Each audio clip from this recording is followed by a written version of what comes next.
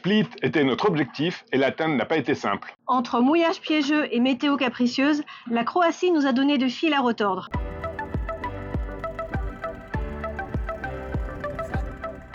En regardant les commentaires sur la Croatie, c'était catastrophique. Franchement, C'était plutôt des retours d'expérience négatifs. qui donnait vraiment pas envie de venir, quoi.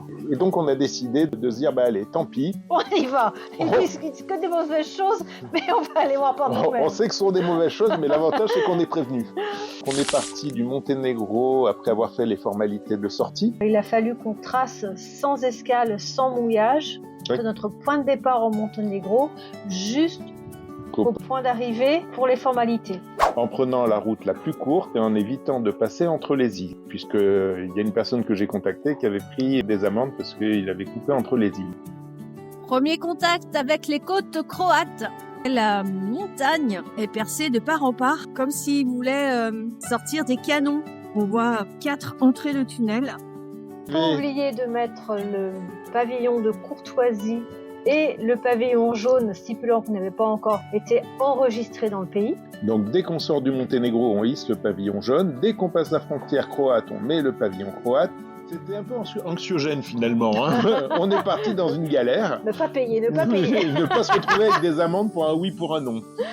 On est arrivé donc à Dubrovnik pour faire nos formalités d'entrée parce que c'était le port où il y avait le moins de mauvais commentaires. Il y a des limitations de vitesse à l'arrivée aussi au port de Dubrovnik qu'il suffit de respecter. Elles sont décroissantes, c'est-à-dire que d'abord c'est limité à 6 nœuds et plus vous avancez vers le point d'arrivée, c'est limité ensuite à 4 nœuds et puis je crois que ça s'arrête là. Voilà. Quand on arrive en Croatie, il y a non seulement la taxe à payer qui est annuelle, mais qu'on paye, qu'on reste un jour ou un an. On ne paye pas sur place, qu'il faut payer sur Internet les taxes de séjour. On s'est octroyé 20 jours en Croatie. Ensuite, là, nous sommes partis à notre premier mouillage. Donc en fait, on a cherché une distance courte parce qu'il était déjà 16-17 heures quand on a fini d'être enregistré. On avait déjà pas mal de milles dans les pattes. Donc l'objectif, c'est monter sur Split au plus rapidement possible. En théorie, le vent dominant serait le nord. Et donc on s'est dit, on monte au plus loin de ce qu'on va pouvoir aller, ce qui nous laisse le temps de redescendre tranquillement en profitant des mouillages. Et peut-être avec des températures un peu plus chaudes parce qu'on s'avance aussi dans la période. Voilà, parce que l'eau est à 15 degrés là aujourd'hui. C'est pas baignable pour moi.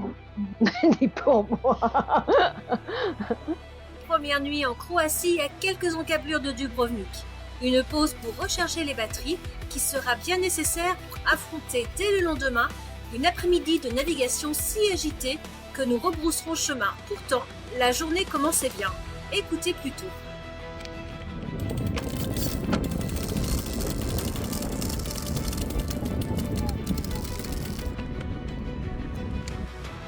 Ça se passe bien? En pilote auto. Pourquoi t'es passé en auto? Parce que là, les voiles sont bien réglées par rapport aux vent. J'avance bien, j'ai le bon cap. T'es contente quoi? Touche à rien. Sans les mains, sans les mains. Il n'y a pas de bateau quand même autour de nous. Pas de route de collision. Ça avance bien, capitaine. Oui, pas comme je veux, mais ça avance, écoute.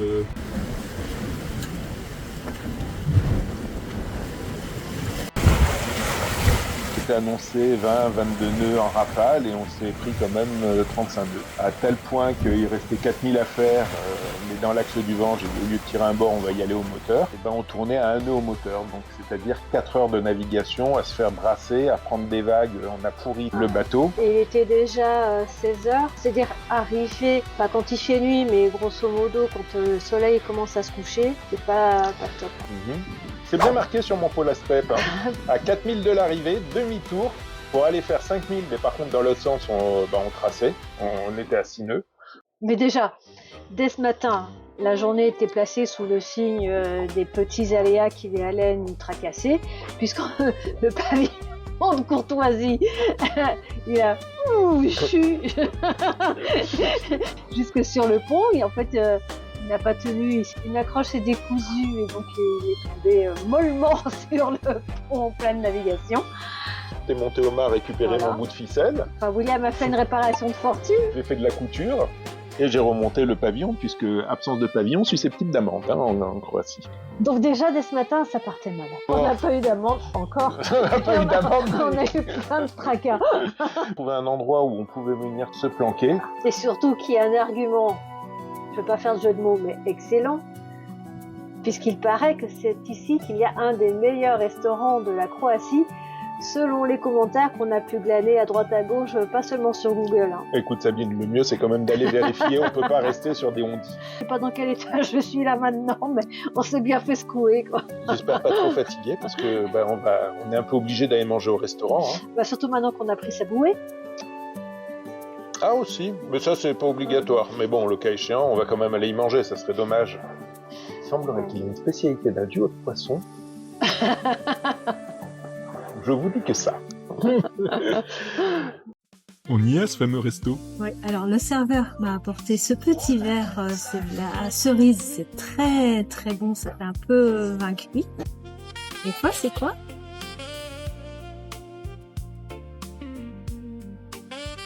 Attends, ça fait plus eau de vie. Ça fait plus grappin. On reprend la mer qui s'est bien assagie et c'est tant mieux.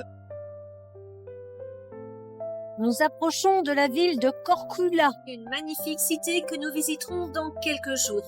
Pour l'instant, on trace notre route toujours au nord. Notre mouillage pour la nuit, qui nous semblait si paradisiaque, se révélera démoniaque.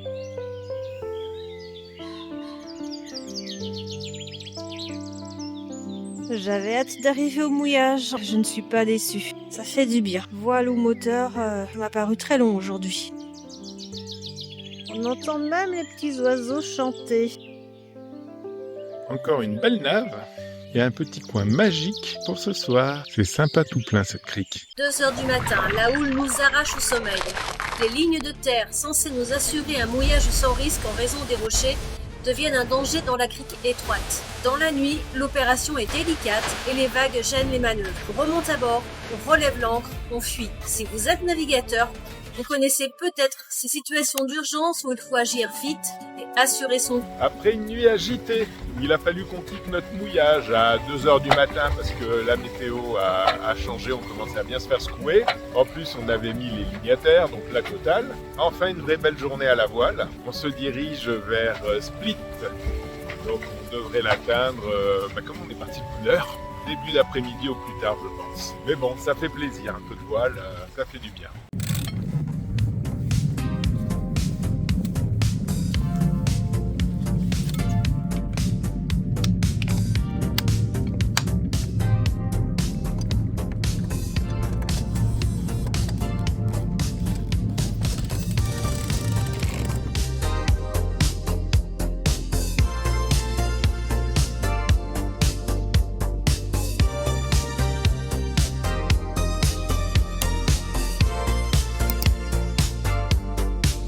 Nœuds, il m'avait dit, la météo. En rafale, 15 nœuds, et sans les rafales, 10 nœuds. Non, 20 nœuds, pardon, avec les rafales, et 15 nœuds en moyenne. J'ai 3,3 nœuds. Après un vent et une houle capricieux qui nous ont bien enquiquinés pendant 2 jours, c'est pétole. Enfin Plitz, mais sous la pluie et les vents d'orage. Entre 2 averses, William attaque le mât au pistolet thermique, seule solution pour décoller les adhésifs d'autorisation de navigation au Monténégro. Un petit accessoire de la vie de tous les jours sera aussi bien utile, mais je vous laisse voir.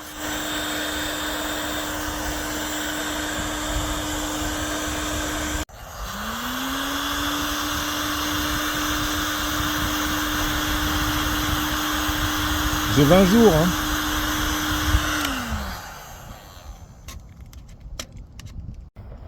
C'est la première fois que j'en veux pas à mes amis banquiers.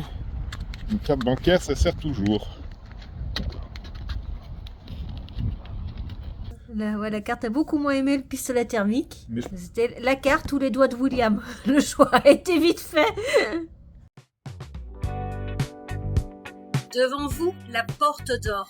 1700 ans d'histoire dans la pierre.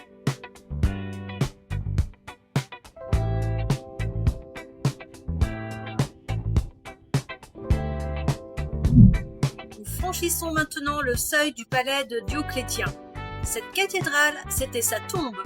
L'homme qui a massacré des milliers de chrétiens repose ici. Les chrétiens ont transformé sa tombe en église. Ironie de l'histoire.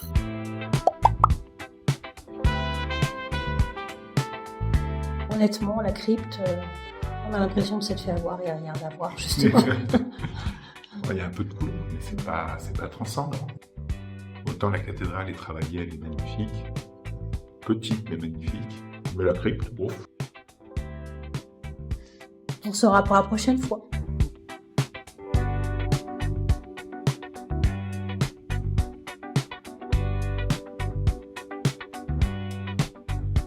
Ce couloir donnait directement sur la mer. Les bateaux s'amarraient et déchargeaient leurs marchandises. Ici, les Romains stockaient tout ce qui faisait vivre la cour de Dioclétien. Les celliers demandaient une attention constante, car l'eau salée s'infiltrait, rongeait les murs, menaçait les réserves. Il fallait veiller à réguler l'air pour empêcher les moisissures de détruire le grain. Au Moyen-Âge, les habitants du dessus percent leur sol. Les celliers deviennent alors un dépotoir. Des siècles de déchets jusqu'au plafond. Paradoxe, c'est ça qui a tout préservé. C'est haut de plafond, c'est beaucoup de galeries qui se croisent. L'espace est en fait gigantesque. Juste pour montrer l'épaisseur des murs. Vas-y, mets-toi au milieu, stop. Dans les années 50, commence le travail d'excavation. Des équipes vident tout à la main. Des tonnes de boue et de sédiments séculaires.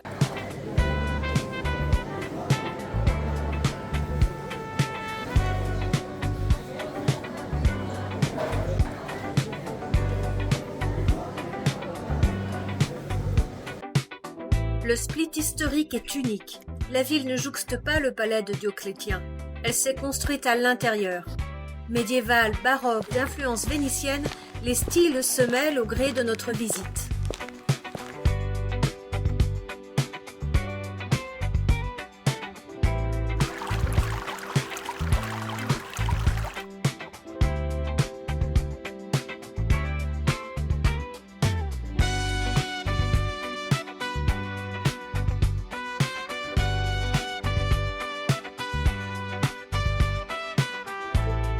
On quitte Split vers Trogir, dont le centre historique est unique, classé au patrimoine mondial de l'UNESCO. La vieille ville est bâtie sur une petite île de moins d'1 km², reliée par un pont d'un côté vers le continent et de l'autre vers l'île de Siovo. C'est un cœur historique insulaire que nous allons découvrir. Il nous a amenés à Trogir, en annexe. On est passé sous les ponts. Atypique est trop gros, hein, ça passait pas. Ça passait pas, il y avait 4 mètres de haut. On a pris un petit bout du canal avec l'annexe, c'est sympa. Et puis on va découvrir. Voilà. Il paraît que c'est classé à l'UNESCO, j'ai vu ça. Allons voir, c'est médiéval.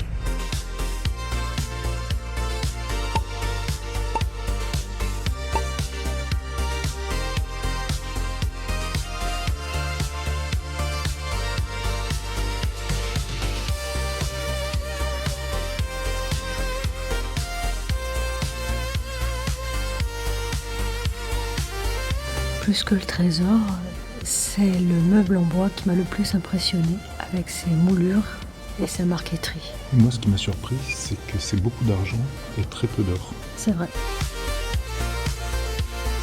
47 mètres de haut, c'est parti.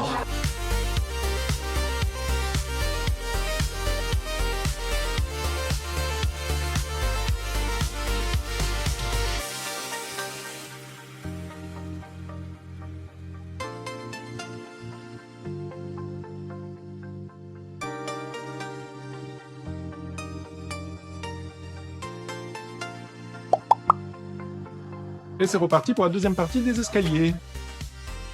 Alors là, c'est plus un escalier, c'est une échelle, et ma foi, c'est très étroit comme passage.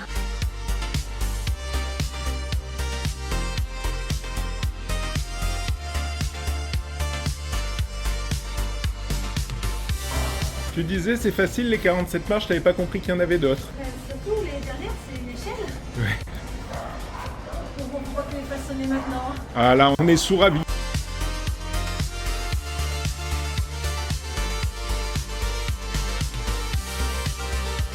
Ne pas tomber, mais... Ne pas tomber quand même. Hein. Ouais, Tintin.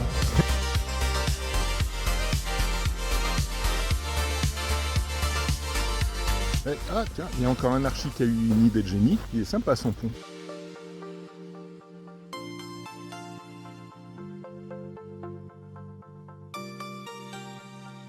Ben, sympa Troglire finalement. Pas Troglire, Trogir. Bon, encore. C'était très sympa aussi. La Croatie mérite-t-elle vraiment sa réputation de paradis pour les plaisanciers?